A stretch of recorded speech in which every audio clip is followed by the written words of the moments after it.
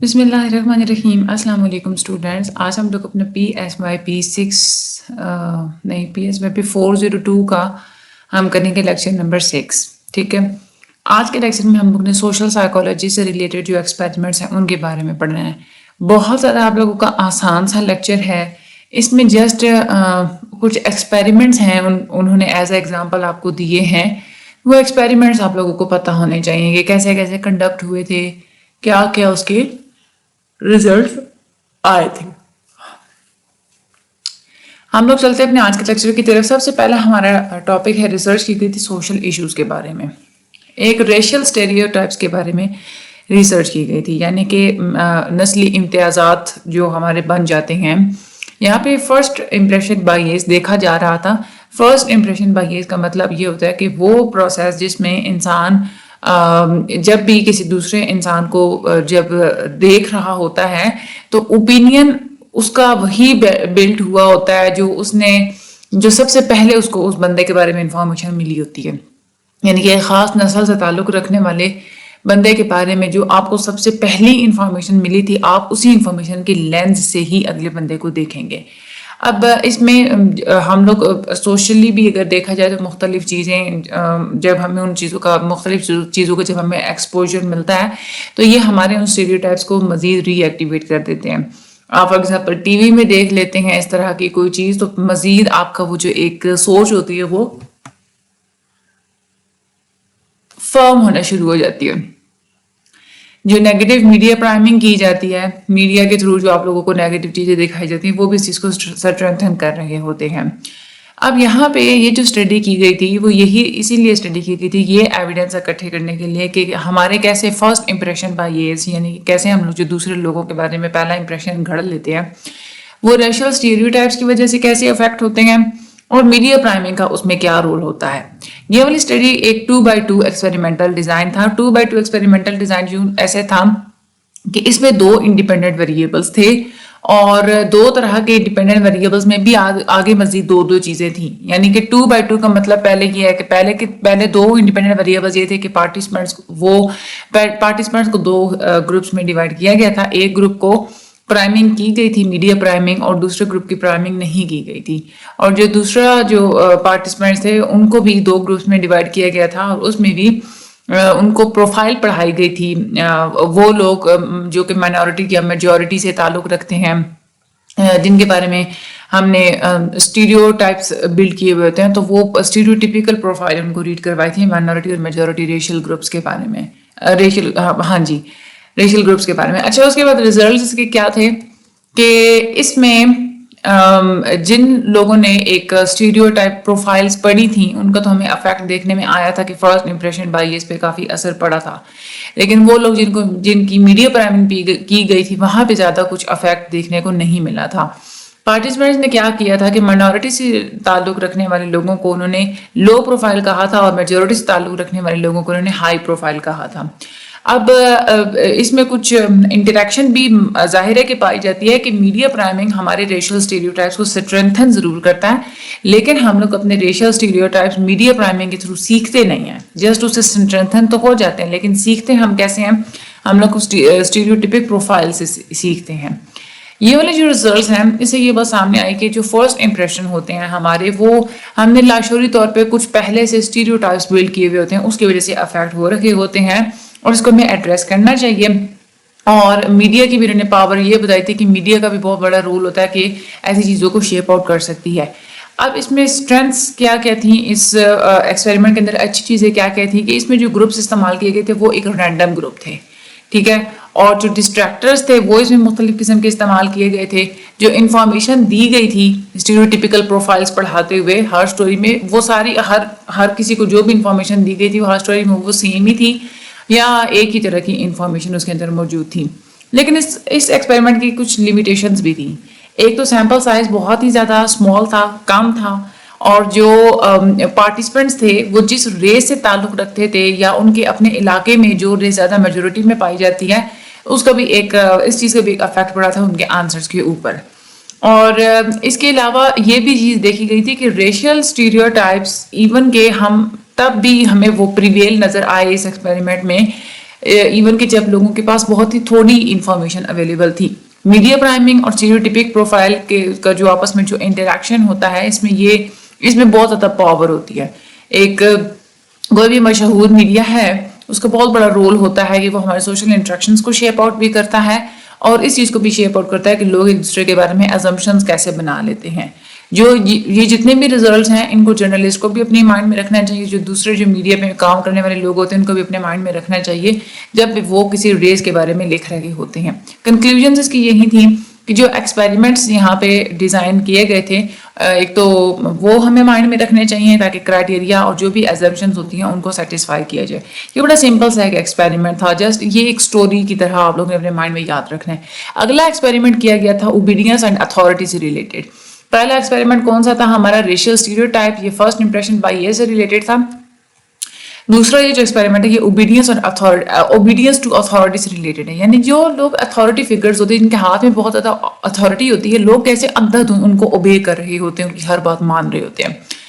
یہ جب ہٹلر نے وہ ایک جنگ کی تھی اور بالکل قتل عام کیا تھا تو اس کے 3 ماہ بعد مل گرام بہت زیادہ حیران ہوئے تھے. یہ چیز انہوں نے وہ دیکھنا چاہ رہے تھے کہ جو ایچ مین تھے جنہوں نے یہ سارا ایک ٹرائل کیا تھا, جرم کیے تھے وار میں, تو وہ کہ یہ جو ایچ مین اور جو دوسرے جو ملین کے حساب سے جتنے بھی لوگ تھے انہوں نے ہولوکاسٹ میں کیسے اس طرح کے آرڈرز کو مانا اور لوگوں کا قتل عام کیا. ملگرام کا انٹرسٹ اس چیز میں تھا, وہ یہ ریسرچ کرنا چاہ رہے تھے کہ لوگ کیوں اتنی اس حد تک چلے جاتے ہیں دوسرے کے انسٹرکشنز کو اوبے کرتے کرتے کہ وہ دوسروں کا نقصان کرنے سے بھی نہیں کتراتے, یا وہ یہ اس بارے میں بھی وہ بہت زیادہ کیوریس تھے کہ عام لوگ جو ہوتے ہیں وہ کیسے ظلم اور جو ہے نا وہ تشدد کرنے پہ اتر آتے ہیں جیسے جرمنز نے کیا تھا 2nd ورلڈ وار میں. اس کے لیے انہوں نے ایکسپیریمنٹ ڈیزائن کیا تھا. یہاں پہ انہوں نے ایک اعلان کیا تھا کہ ہمیں اسٹڈی کرنی ہے تو جو اسٹڈی میں پارٹیسپیٹ کرے گا اس کو $4 دیے جائیں گے, لیکن جو لوگ ہیں ان کی ایج 20 سے 50 کے درمیان ہونی چاہیے. ہائی اسکول اور کالج کے اسٹوڈنٹس کو کنسیڈر نہیں کیا جائے گا. اور یہاں پہ خیر اتنا انہوں نے اعلان کیا تھا. پھر اس کے بعد اگلے 2 سال تک مل گرام کی لیب میں مختلف قسم کے لوگ آتے رہے تھے لرننگ اور میموری کی اسٹڈی کے لیے. اب اس میں اسٹڈی کیا ایکسپیریمنٹ کس طرح سے کیا گیا تھا, جو ایک ٹیچر تھی وہ پورا ایک اسٹرنگ پڑھتی تھی, یعنی کہ لفظ پڑھتی تھی بہت سارے. تو جو لرنرز ہوتے تھے, جو اسٹوڈنٹس ہوتے تھے, ان کو ایک الیکٹرک شاک مشین کے ساتھ باندھ دیا جاتا تھا دوسرے روم میں, ٹھیک ہے. اور جو ٹیچرز تھیں ان کو وہ ٹیچر ایک لمبی ایک اسٹرنگ ان کے سامنے وہ کرتی تھی, پڑھتی تھی لوگوں کے سامنے, اور انہوں نے ریپیٹ کرنا ہوتا تھا. جہاں پہ وہ مسٹیک کرتے تھے وہاں پہ جو ہے وہ شاک دیا جاتا تھا بندے کو. یہ شاک 15 واٹ سے لے کے 450 واٹس تک کا تھا. 15 واٹ سب سے زیادہ سلائٹ شاک تھا, مشین کے اوپر لیبل کیا ہوا تھا, اور جو 450 واٹس تھا وہ بہت زیادہ ڈینجرس تھا, سیویئر شاک تھا وہ. اس میں پارٹیسپینٹس 40 میل تھے جن کی عمر 20 سے لے کے 50 سال کی عمر تک کی تھی, اور ان کی جو جابس ہیں وہ مختلف قسم کی تھی, انسکلڈ بھی تھے اور پروفیشنلز بھی تھے. 2 رومز استعمال ہوئے تھے ییل لیبارٹری کے. اب اس میں ہوا کیا تھا کہ ہر پارٹیسپینٹ جو بھی ہوتا تھا اس کو یہ بتایا جاتا تھا کہ اس کو پہلے الیکٹرک شاک دیا جائے گا جب بھی وہ کوئی انکریکٹ آنسر دے گا. تو اب کچھ لوگ پہلے سے ہی ڈر گئے تھے کہ ہمیں تو وہ جو ہے وہ شاک وغیرہ دیا جائے گا, اور کچھ ایسے ہوتا تھا کہ جو شروع میں ہی ایکسپیریمنٹ وہ کرنے سے ہی گھبرا جاتے تھے اور وہ یہی کہتے تھے سپروائزر کو کہ وہ ایکسپیریمنٹ کرنا نہیں چاہتے. لیکن کچھ ایسے بھی ہوتے تھے جو کہ 450 والٹس تک ایکسپیریمنٹ کو کنٹینیو کرواتے تھے. ایون کہ جو لرنرز ہوتے تھے وہ بالکل ایک رحم کی بھیک مانگ رہے ہوتے تھے. اس میں یہ ہوتا تھا کہ جو لرنرز ہوتے تھے نا وہ الگ تھے, پارٹیسپینٹس الگ تھے. لرنر کے سامنے جو ہے نا وہ لفظ ریپیٹ کیا جاتا تھا, اور اگر وہ غلط آنسر کرتے تو پارٹیسپینٹ الگ بندے تھے جو کہ دوسرے کمرے میں ان کو مشین کے ساتھ انہوں نے باندھا ہوا ہوتا تھا, جن کے ساتھ ہکڈ اپ اس کو انہوں نے کیا ہوا ہوتا تھا. تو وہ دوسرے بندے کو وہ کرتے تھے, شوق دیتے تھے, اس کی چیخیں سنتے تھے لرنرز, اور ان چیخوں کی وجہ سے وہ پھر گھبرا جاتے ہوتے تھے. ایون کہ بہت سارے ایسے لرنرز بھی تھے جنہوں نے یہ کہا تھا کہ ان کے دل کو کچھ ہو رہا ہے اس طرح کی وہ آوازیں اور چیخیں سن کے. 65% لوگ ایسے تھے جنہوں نے بالکل وہ ایکسپیریمنٹ وہ کرنے سے انہوں نے وہ گھبرا گئے تھے. اچھا, اس کے بعد لیب سے باہر آنے سے پہلے ہی جو پارٹیسپینٹس تھے ان کو یہ نہیں بتایا گیا تھا کہ یہ جو شوق تھے وہ ریئل نہیں تھے, ریئل شوق نہیں دیے گئے تھے پارٹیسپینٹس کو. اور جو وہ ایک چیخوں کی جو ایک آواز ہے وہ پہلے سے ریکارڈ کی گئی تھی، اور جو لرنرز تھے ان کو بالکل جتنے بھی لرنرز ہیں وہ بالکل زندہ ہیں اور انہارمڈ ہیں ایک دوسرے الگ کمرے کے اندر. اب یہ جو آرڈینری پیپل تھے، جو ایک عام لوگ تھے، یہاں پہ یہی دیکھا گیا تھا کہ جو عام لوگ ہوتے ہیں وہ اتھارٹی فگر کی ڈائریکشنز پہ سب کچھ اوبے کر لیتے ہیں، ایون کہ ٹارچر کو بھی وہ اوبے کر لیتے ہیں. یہ چیز سامنے آئی تھی. ملی گرام کی کنکلوژنز یہی تھی کہ لوگ ایسے غلط آرڈرز کو بھی وہ اوبے کر لیتے ہیں جو کہ اتھارٹی ان کو دیتی ہے. ان کا جو میتھڈ تھا اور جو ان کا پروسیجر تھا اس طرح کا، اور ان کی جو کنکلوژنز تھی، اس پہ سوالات بہت زیادہ اٹھائے گئے تھے. اب یہاں پہ ان کا انالیسس کیا گیا تھا، اوبیڈینس ٹو اتھارٹی انالیسس کیا گیا تھا کہ کیسے ہم لوگ اتھارٹی کے آگے اوبیڈینس ہماری وہ ہوتی ہے. اب جتنے بھی لوگ تھے جنہوں نے پارٹیسپیٹ کیا تھا اس پروسیجر کے اندر، وہ بہت زیادہ نروس ہو گئے تھے، اپسیٹ ہو گئے تھے، اور وہ بار بار ایکسپیریمنٹ سے پوچھتے تھے کہ اب ہمیں آگے کیا کرنا چاہیے. اور جو لوگ انویلنگ ہوتے تھے، جو کہ ایکسپیریمنٹ کو آگے نہیں چلانا چاہ رہے ہوتے تھے، تو ان کو ڈفرینٹ قسم کی باتیں کی جاتی تھیں. کبھی کسی کو کہا جاتا تھا کہ ٹھیک ہے آپ پلیز چلے جائیں، کسی کو کہا جاتا تھا کہ نہیں ایکسپیریمنٹ کے لیے تو آپ کو ہمیں چاہیے، ہم نے ایکسپیریمنٹ تو کنٹینیو کروانا ہے. اور اس کے بعد ان کو یہ کہا جاتا تھا کہ بالکل ضروری ہے کہ آپ نے ایکسپیریمنٹ کو ہر حال میں جو ہے وہ کنٹینیو کروانا ہی کروانا ہے. فائنلی ایکسپیریمنٹر یہ بھی کہتے تھے کہ آپ کے پاس اور کوئی چوائس نہیں ہے، آپ لوگوں نے ایکسپیریمنٹ جو ہے نا وہ کروانا ہی کروانا ہے، یہ کمپلیٹ آپ لوگوں نے کرنا ہے. اب یہاں پہ انہوں نے بتایا کہ کون سی کنڈیشنز ہوتی ہیں جو کہ اوبیڈینس کو انکریج کرتی ہیں. اب یہاں پہ کنڈیشنز تو کیونکہ نہیں بتا سکتے، کیونکہ یہاں پہ انڈیپینڈنٹ ویریبل میں کوئی چینجز وغیرہ نہیں کی گئی تھی، کوئی انفارمیشن نہیں اس ایکسپیریمنٹ سے ملی تھی کہ کون کون سی کنڈیشنز ہوتی ہیں جو کہ ہماری اوبیڈینس کو کم یا زیادہ کر دیتی ہیں. لیکن یہاں پہ یہ چیز دیکھی گئی تھی کہ وہ والا فیکٹر جو کہ اوبیڈینس کو انکریج کرتا ہے وہ ہوتی ہے سیٹنگ، یعنی کہ صورتحال. ہر انسان صورتحال کے مطابق ہی یا تو کم کسی کی بات مانے گا یا تو زیادہ مانے گا. اس کے بعد اس سارے ایکسپیریمنٹ کے اوپر سیمپل بائیس بھی بہت زیادہ تھی، کیونکہ اس پہ بھی بہت زیادہ سوالات اٹھائے گئے تھے. کیونکہ ایک تو یہ ہے کہ صرف جو گورے لوگ ہوتے ہیں جسٹ وہی اس کے اندر انکلوڈیڈ تھے، مڈل کلاس فیملی سے تعلق رکھنے والے میل ہی اس کے اندر انکلوڈیڈ تھے، اور وہ بھی جو خاص عمر سے تعلق رکھتے تھے. اس لیے ان فائنڈنگز کو ہم لوگ بڑی پاپولیشنز پہ جنرلائز نہیں کر سکتے تھے.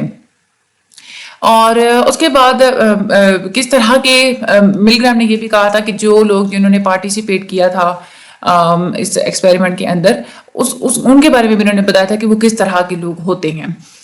وہ لوگ زیادہ کنفارمسٹ ہوتے ہیں، وہ لوگ زیادہ بات مانتے ہیں، جو ادھر جو اس ایکسپیریمنٹ کے اندر تھے اپنے اتھارٹی فگرز کو خوش کرنے کے لیے، لیکن وہ کوئی زیادہ ٹرو ریپرزینٹیو نہیں ہوتے ہمارے پاپولیشن کا. دوسرے جتنے بھی انویسٹیگیٹرز تھے جنہوں نے لیس بائیس سیمپلز کا استعمال کیا تھا، انہوں نے یہی کہا تھا کہ جو لیس بائیس سیمپلز تھے وہ ایڈمنسٹریٹرز کی ریکویسٹ کے ساتھ کمپلائنس ان کی کم تھی، کم ان کی بات مانتے تھے. ایون کہ بہت سارے ایسے بھی وہ رپورٹ کر دیا تھا کہ ورکنگ کلاس جو پیپل ہوتے ہیں، جو نان کالج ایجوکیٹڈ ہوتے ہیں، ان کی تو بہت زیادہ ریسسٹنس بھی دیکھی گئی تھی. کون زیادہ اوبیڈینٹ ہوتے ہیں، ایک کرو ہمیں دیکھنے کو ملتی ہے ہماری سوسائٹی میں. ایسے بھی لوگ ہوتے ہیں جو کہ بہت زیادہ امیر ہوتے ہیں، وائٹ ہوتے ہیں، اپر کلاس سے تعلق رکھنے والے تھے، اور ایک ہوتے جو کہ لویسٹ اینڈ پہ پائے جاتے ہیں، ان امپلائڈ ہوتے ہیں، اسکول ڈراپ آؤٹس ہوتے ہیں، اور ریشیلی وہ بہت زیادہ ڈائیورس ہوتے ہیں. اب وہ جو ہائی جو کلاس سے تعلق رکھنے والے لوگ ہوتے ہیں وہ ہمیشہ دوسرے انسان کو نقصان پہنچانے کے لیے زیادہ تیار رہتے ہیں. ٹھیک ہے، یہاں سے پھر یہ بھی آگے مزید یہ بھی تھیورائز کیا گیا تھا کہ جن لوگوں کا ایک نیگیٹو ایکسپیرینس ہوتا ہے نا اتھارٹیز کے ساتھ، جو کہ اتھارٹیز کو برا مان رہے ہوتے ہیں، وہ پھر اتھارٹیز کی بات اتنی زیادہ مانتے بھی نہیں ہیں. وہ بہت ہی جلدی آرگیو بھی کرتے ہیں اور ایکسپیریمنٹ کو کوئٹ بھی کر دیتے ہیں، ختم بھی کر دیتے، فنش بھی کر دیتے ہیں. اور بھی مختلف قسم کی فائنڈنگز دیکھی گئی تھی. وہاں پہ اوبیڈینس کم دیکھی گئی تھی جہاں پہ ایکسپیریمنٹر نے لیب کا وائٹ کوٹ نہیں پہنا ہوا تھا، یا جب انسٹرکشنز فون پہ دی گئی تھیں، یا ان سے پوچھا گیا تھا کہ آپ نے اب کیا کرنا ہے، یا جو ایکسپیریمنٹ ییل یونیورسٹی سے باہر کنڈکٹ کیا گیا تھا تو وہاں پہ اوبیڈینس کم تھی. کرٹیسزم اس پہ بہت زیادہ کی گئی تھی. ایک تو یہ ہے کہ اس سے نفسیاتی طور پہ جتنے بھی لوگوں نے اس کے اندر پارٹیسپیٹ کیا تھا ان کو سٹریس کا سامنا کرنا پڑا تھا، اور کیونکہ ان کو یہی یقین دلایا گیا تھا نا کہ آپ قتل بھی ہو سکتے ہیں، آپ کا مرڈر بھی ہو سکتا ہے. اس قسم کے وہ بالکل ڈینجرس شاکس لگائے گئے تھے. تو یہ اخلاقی طور پہ بہت ساری پالیسیز کو یہ وائلیٹ کرتا تھا ایکسپیریمنٹ. کنکلوژن اس میں یہی دیکھا گیا تھا کنکلوژن ہمیں یہ بتاتا ہے کہ کیسے ایک انٹرسٹنگ اور جو کمپلیکیٹڈ پرابلم ہے ہم لوگ اس کو کنٹرول سیٹنگ میں بھی سائیکالوجی لیبارٹری کے اندر بھی دیکھ سکتے ہیں. خیر یہ تھا ایک پورا ایکسپیریمنٹ. آگے ہم لوگ چلتے ہیں. اگلا ہمارا جو ٹاپک ہے وہ ہے ہیلپنگ بیہیویئر یعنی کہ bystander intervention. Bystander effect کا کیا مطلب ہوتا ہے؟ دوسرے لوگوں کی موجودگی میں جو آپ کا ہیلپنگ بیہیویئر اگر کم ہو جائے اس کو ہم لوگ بولتے ہیں بائی اسٹینڈرڈ افیکٹ. یعنی کہ آپ دوسرے لوگ اگر موجود ہیں تو آپ خاموش تماشائی بن کے دیکھتے رہیں گے. بائی اسٹینڈرڈ افیکٹ وہ فنامنا ہوتا ہے جس میں آپ لوگ کھڑے ہو کے دیکھتے تو رہتے ہیں. کوئی بھی انسان اگر اس کو پریشانی ہو رہی ہے یا کسی پہ ظلم ہو رہا ہے آپ کھڑے ہو کے دیکھتے تو رہتے ہیں لیکن آپ والنٹیئر نہیں ہوتے کہ آپ اس کی ہیلپ کریں. آپ جسٹ دیکھ رہے ہوتے ہیں کہ کیا ہو رہا ہے. سوشل سائیکولوجسٹ نے اس چیز کا آنسر دیکھنے کے لیے ایک مرڈر کیس کو اسٹڈی کیا تھا. یہ کٹی تھی، ایک عورت تھی، ان پہ خنجر سے وار کیے گئے تھے صبح صبح جب وہ اپنے اپارٹمنٹ میں واپس آئی تھیں. رپورٹ یہ کیا گیا تھا کہ جب ان پہ اٹیک ہو رہا تھا 38 پیپل وہاں پہ موجود تھے لیکن کوئی بھی ان کی جان بچانے کے لیے آگے نہیں آیا. اس کیس کی بیس پہ مختلف قسم کے جو ریسرچرز تھے لینٹین اینڈ ڈارلے انہوں نے ڈسکرائب کیا تھا اس فنامنا کو جس کو ہم لوگ بائی اسٹینڈرڈ افیکٹ بولتے ہیں. اب وہ یہ بولتے ہیں کہ بائی اسٹینڈرڈ افیکٹ 3 طرح سے ہو سکتا ہے. اس میں 3 میجر ہائپوتھیسز ہو سکتے ہیں. ایک تو ہوتا ہے پلورلسٹک اگنورنس یعنی کہ ہم یہ اس لیے چیز کو اگنور کر رہے ہوتے ہیں ہم لوگ یہ دیکھنا چاہ رہے تھے کہ دوسرے کیا کرتے ہیں.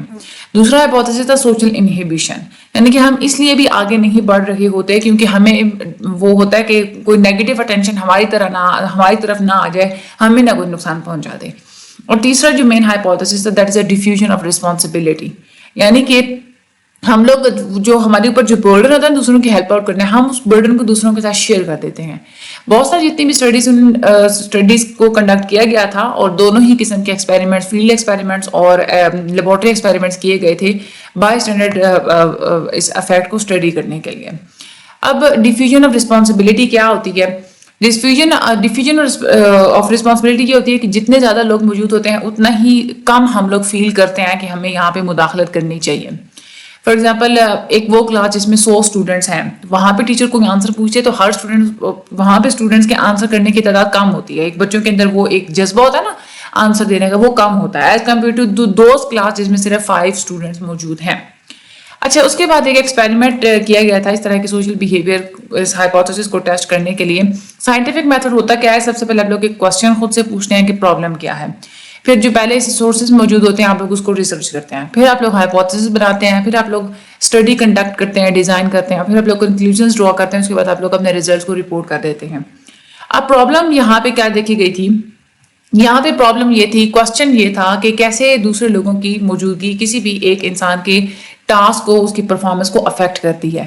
ایک جو پروسیس ہوتا ہے سوشل فیسیلیٹیشن اس کا مطلب یہ ہوتا ہے کہ دوسرے لوگوں کی موجودگی سے انسان کی جو ایک پرفارمنس ہوتی ہے نا اس کو ایک فیسیلیٹیشن مل رہی ہوتی ہے اس ٹاسک کے اوپر اس کو ہیلپ مل رہی ہوتی ہے. اس وجہ سے بھی وہ زیادہ ایفرٹ نہیں لگاتا. اور کبھی کبھار ایسا بھی ہوتا ہے کہ لوگ گروپس کی فارم میں زیادہ ایفرٹ لگا رہے ہوتے ہیں اور ویسے نہیں لگا رہے ہوتے. خیر اس میں بھی 2 کنڈیشنز ہوتی ہیں جو کہ ہم لوگ آگے چل کے پڑھیں گے. یہاں پہ یہ دیکھا گیا تھا جب انسان اکٹھے مل کے کام کر رہے ہوتے ہیں تو وہ زیادہ بہتر کام کرتے ہیں as compare to that condition کہ وہ اکیلے کام کریں. اور اس کے بعد مزید یہ ہائپوتھیسس میں جب بنایا گیا تھا تو یہی بنایا گیا تھا کہ ہمیں پہلے کوئی ایسا ٹاسک دیکھنا چاہیے جس کو ہم لوگ گروپ کی فارم میں بھی امپلیمنٹ کروا سکیں اور اکیلے بھی ہم لوگ امپلیمنٹ کروا سکیں. اور اس کے جو آپس میں جو آؤٹ کمز آئیں گے انڈیویجول سچویشن میں اور گروپ سچویشن میں ہم لوگ اس کو آپس میں کمپیئر کریں. یہاں پہ ایک ٹاسک یہ دیا گیا تھا کہ لوگوں نے رسی کھینچنی تھی جو کہ کسی چیز کے ساتھ بندھی ہوئی تھی. پھر ان کی جو پرفارمنس کس قسم کی تھی اس کو کوانٹیفائی کیا گیا تھا یعنی کہ انہوں نے کتنا زور لگایا ہے رسی کھینچنے میں. یہاں پہ 2 کنڈیشنز رکھی گئی تھی. پہلے تو یہ لوگوں کو کہا گیا تھا کہ آپ نے الگ الگ اکیلے رسی کو کھینچنا ہے. اکیلے کے لیے جب ان لوگوں نے رسی کو کھینچا تھا کہ تو انہوں نے جو ایفرٹ لگائی تھی اس کو میئر کر لیا گیا تھا اور میئر کرنے کے بعد اس کا آپس میں سم فائنڈ کر لیا گیا تھا. دوسری کنڈیشن یہ تھی کہ تمام لوگوں کو اکٹھا ہی کہا گیا تھا کہ آپ لوگوں نے ایک گروپ کی فارم میں رسی کو کھینچنا ہے. جب انہوں نے گروپ کی فارم میں رسی کو کھینچا تو تب جو تمام لوگوں کی ٹوٹل جتنی بھی ایک ایفرٹ تھی اس کو میئر کیا گیا تھا کوانٹیفائی کیا گیا تھا. پھر دونوں سچویشنز کو آپس میں کمپیئر کیا گیا تھا کہ گروپ کی فارم میں انہوں نے جو زور لگایا جتنا لگایا ایفرٹ لگائی وہ کتنا ہے اور انڈیویجولی جو انہوں نے ایفرٹ لگائی اس کو جو سم فائنڈ آؤٹ کیا تھا وہ سم کتنا بنایا تھا. ان دونوں کنڈیشنز کو آپس میں کمپیئر کیا گیا تھا. ٹھیک ہے. یہ بھی دیکھا گیا تھا کہ جو کچھ لوگ ہوتے ہیں جو کہ گروپ کی فارم میں جب وہ کام کر رہے ہوتے ہیں تو وہ زیادہ ایفرٹ کرتے ہیں. اچھا اور اچھا اس میں بھی کچھ چیزیں ہوتی ہیں. بعض دفعہ ایسے بھی ہوتا ہے کہ آپ گروپ کی فارم میں ایفرٹ اس لیے بھی کر رہے ہوتے ہیں جب آپ لوگوں کو پتا ہوتا ہے نا کہ میری الگ سے ایک پہچان ہوگی, میں یہ کام کروں گا یا میں کروں گی تو میرے نام سے یہ کام پہچانا جائے گا کہ بھائی اس گروپ کے اندر اس بندے نے سب سے زیادہ کام کیا, تو آپ لوگ ایفرٹ زیادہ لگاتے ہیں. لیکن جہاں پہ آپ لوگوں کو پتا ہوتا ہے نا آپ کا الگ سے نام نہیں لیا جائے گا, اکٹھا کام ہو جائے گا اور اکٹھے ہی ریزلٹس اس کے سارے ہو جائیں گے کہ فلاں گروپ نے یہ کام کیا, وہاں پہ ہمیشہ انسان ایفرٹ کم لگاتا ہے. اچھا اس کے بعد مزید یہاں پہ سوشل سائیکالوجی ایکسپیریمنٹس کے بارے میں بتایا ہوا ہے انہوں نے. ایک اور ایکسپیریمنٹ کیا گیا تھا سوشل فیسیلیٹیشن اور سوشل لوفنگ کے اوپر. سوشل فیسیلیٹیشن کا مطلب یہ ہوتا ہے کہ دوسروں کی موجودگی کسی بھی انسان کی پرفارمنس کو فیسیلیٹیٹ کر رہی ہوتی ہے, دوسروں کی موجودگی کی وجہ سے انسان کی پرفارمنس اچھی ہوتی ہے. لیکن ایک اس سے الٹ کنڈیشن بھی ہوتی ہے, that is a social loafing. اس کا مطلب یہ ہوتا ہے کہ انسان کی پرفارمنس گروپس میں تو کم ہوتی ہے, ٹھیک ہے, اور جیسے جیسے گروپ کا سائز بڑھتا چلا جا رہا ہوتا ہے اتنی ہی زیادہ اس کی پرفارمنس کم ہوتی چلی جا رہی ہوتی ہے. کیونکہ اس کو لگتا ہے کہ میری اب رسپانسبلٹی تمام تر ممبرس کے درمیان ڈیفیوز ہو چکی ہے, ڈیوائڈ ہو چکی ہے. اس میں مزید یہی بتانا ہے کہ اس میں بھی کچھ کنڈیشنز ہوتی ہیں. اگر آپ لوگوں کو تو پتا ہوتا ہے کہ آپ گروپ کے ایک انانیمس ممبر ہوں گے, آپ کا الگ سے کوئی نام پہچان نہیں ہوگی, تو سوشل لوفنگ ہوتی ہے. لیکن جہاں پہ آپ کو پتا ہوتا ہے کہ آپ کی پرفارمنس کو الگ سے آئیڈینٹیفائی کیا جائے گا تو تب یہ والا جو افیکٹ ہے وہ ایلیمینیٹ ہو جاتا ہے, کم ہو جاتا ہے. ایک اور یہاں پہ ایکسپیریمنٹس انہوں نے بتائے ہیں اسی چیز کے اوپر, سوشل لوفنگ وغیرہ کے اوپر ایک ایکسپیریمنٹ کیا گیا تھا کہ ہم کیسے اپنی سوسائٹی کے دوسرے لوگوں سے ہم کیسے کچھ سیکھتے ہیں, یا وہ جو بات کہہ دیتے ہیں ان کی بنیاد پہ ہم لوگ اپنے بھی آبزرویشنس کے ریزلٹس ہم لوگ ڈرا کرتے ہیں. ایون کہ ہماری اگر 5 سینسز کچھ اور بول رہی ہوتی ہے لیکن اس کے باوجود بھی ہم لوگ دوسری لوگوں کی کہی ہوئی باتوں پہ بلیو زیادہ کرتے ہیں. شیرف تھے, انہوں نے یہ والا کنڈکٹ کیا تھا ایکسپیریمنٹ سوشل نارمس کے اوپر اور آٹو کائنیٹک فینامنا کے اوپر. انہوں نے ایک پرسیپچول ایلیوژن کا استعمال کیا تھا, یعنی کہ وہ چیز جو کہ ہمیں نظر تو آ رہی ہوتی ہے لیکن وہ ریئلٹی میں ایگزسٹ نہیں کرتی. انہوں نے آٹو کائنیٹک فینامنا کا استعمال کیا تھا, یعنی کہ انسان کو ایک ایسے کمرے میں بٹھا دیا گیا تھا جس میں مکمل طور پہ اندھیرا تھا اور ایک لائٹ کی چھوٹا سا نقطہ صرف ایک دیوار کے اوپر لگا دیا گیا تھا, وہاں پہ اس کو دکھایا گیا تھا. اب اس کو یوں لگ رہا تھا انسان کو کہ یہ جو لائٹ ہے نا یہ موو کر رہی ہے, حالانکہ ایکچوئل میں وہ لائٹ موو نہیں کر رہی تھی.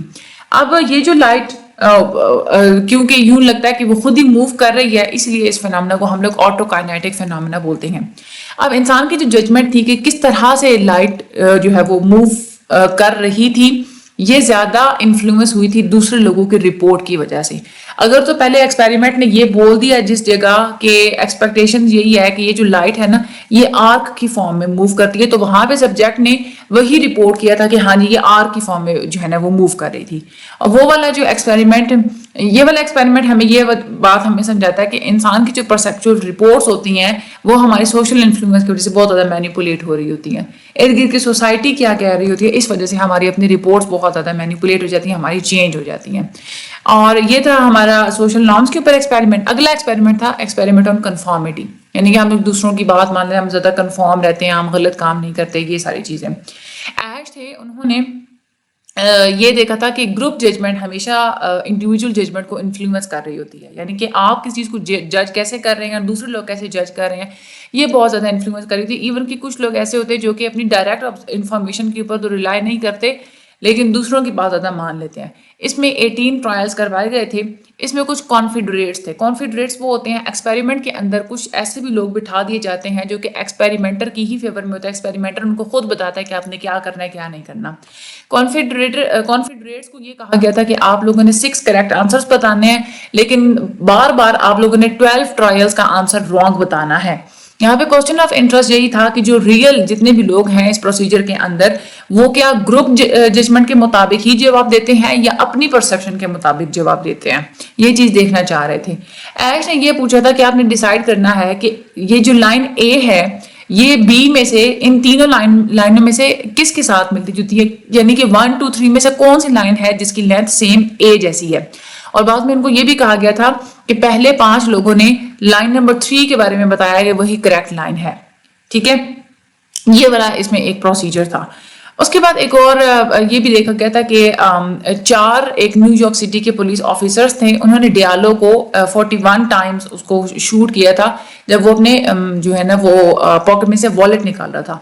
डियालो के पास कोई हालांकि कोई हथियार वगैरह नहीं था, लेकिन पुलिस ने फिर भी इसलिए उसको शूट किया क्योंकि उनको ये लग रहा था कि ये जेब में से वेपन निकालने जा रहा है। इस सारे फिनोमेना को स्टडी करने के लिए एक एक्सपेरिमेंट किया गया था। पियाने ने प्राइमिंग एक्सपेरिमेंट उन्होंने किया था। अब प्राइमिंग एक्सपेरिमेंट क्या था कि सबसे पहले ये वाली जो पिक्चर है ये दिखाई जाती थी स्क्रीन पे, उसके बाद ये ब्लैक बंदे की पिक्चर दिखाई जाती थी या व्हाइट बंदे की पिक्चर दिखाई जाती थी, और इनकी पिक्चर्स दिखाने के बाद या तो गन दिखाई जाती थी या तो टूल दिखाया जाता था। ठीक है, अच्छा यहाँ पे जो सब्जेक्ट्स थे वो गन की को ज्यादा वो प्रेस करते थे जब उनको ब्लैक की पिक्चर दिखाई जाती थी, क्योंकि लोगों का भी यही एक वो सोच बनी हुई थी कि जो ब्लैक फेस वाले जो लोग उनके पास गन होती है as compare to the white face. और उसके बाद जो टूल्स दिखाए जाते थे जल्दी जल्दी दिखाए जाते थे ना, गन और ये वाला टूल दिखाया जाता था। तो जब ब्लैक बंदा दिखाया जाता था तो उसके बाद टूल भी दिखाया जाता था बहुत सी शॉर्ट पीरियड के लिए, तो लोग उसको गन ही परसीव करते थे। लेकिन जब व्हाइट बंदे की पिक्चर दिखाई जाती थी उसके बाद गन या टूल दिखाया जाता था तो वो कहते थे कि बस टूल ही है, लेकिन ब्लैक जो बंदा है उसका टूल भी दिखाया जाता तो भी उसको टूल ही वो परसीव करते थे। ऐसे क्यों करते थे? ये होती है बायसनेस। ठीक है, पियाने ने ये कहा था कि लोग हमेशा बहुत ज्यादा जल्दी जल्दी जब वो रिस्पॉन्ड कर रहे होते हैं, जब उन्होंने ब्लैक बंदे को देखा तो उनके अंदर वो एक चांसेस बढ़ जाते हैं कि वो किसी हार्मलेस ऑब्जेक्ट को भी गन ही परसीव करेंगे। जब इंसान जल्दी में होते हैं, जब उन्होंने जल्दी जल्दी चीजों का आंसर देना होता है, तो फिर इंसान बहुत ज्यादा अपने स्टीरियोटाइप्स पे रिलाय करता है जो उसने पहले से अपनी सोच घड़ी हुई रखी होती है। इस तरह की अंडरस्टैंडिंग करने से, इस तरह की जितनी भी स्टडीज होती हैं उनको अंडरस्टैंड करने से साइकोलॉजिस्ट को हेल्प आउट हो सकती है कि वो ट्रेनिंग प्रिपेयर कर सकते हैं और ऑपोजिट प्राइमिंग के थ्रू इस तरह की प्रेजुडाइज को भी कम कर सकते हैं। आज के ये जो हमारे लेक्चर इसमें हम लोग जस्ट ये वाले लेक्चर्स ये वाले एक्सपेरिमेंट्स को अपने माइंड में रखना था कि भाई कन्फॉर्मिटी का कौन सा एक्सपेरिमेंट था, उसके बाद जो है ना वो स्टीरियोटाइप से रिलेटेड कौन सा एक्सपेरिमेंट था, जस्ट इसके प्रोसीजर्स आप लोगों ने अपने माइंड में रखने हैं। इंशाल्लाह अगला जो हमारा होगा लेक्चर नंबर 7 उसको हम लोग मजीद आगे डिस्कस करेंगे, स्टडी करेंगे। वीडियो को आगे शेयर जरूर कर दीजिएगा हर स्टडी ग्रुप में, और चैनल को सब्सक्राइब करना मत भूलिएगा। मुझे भी दुआ में याद रखिएगा। Thank you so much and Allah Hafiz.